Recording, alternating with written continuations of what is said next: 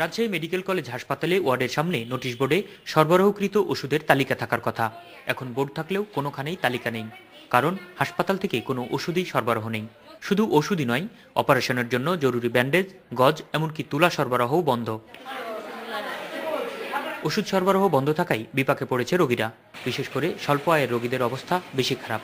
ওষুধ কিনতে হচ্ছে, লিখে দিছে আর কি, লিখে দিছে বাইরে থেকে কিনতে। যা যা লাগে সব কিছু কিনে নিতে হয় বাইরে থেকে, এবং ডিপার্টমেন্ট থেকে কিছু দেয় না, খালি অপারেশনটাই করে দেয় ফ্রি, এটাই মনে হয়। গত 2 মাস ধরে ওষুধ সহ চিকিৎসার জন্য প্রয়োজনীয় সব সরঞ্জামই রোগীদের বাইরে থেকে কিনতে হচ্ছে বলে স্বীকার করলেন হাসপাতালের কর্মকর্তা।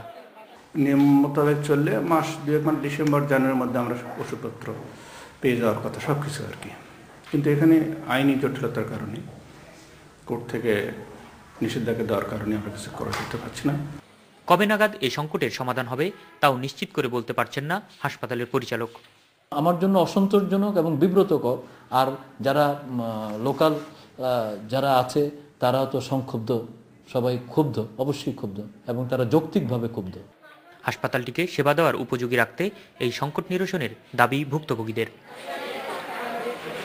Ahsan Apu, Independent News, Rajshahi. ctgnews.com অপেক্ষায় থাকুন, আমরা আসছি। আরা স্বার্থপর, আরা শুধু চিটাঙর হতা হই।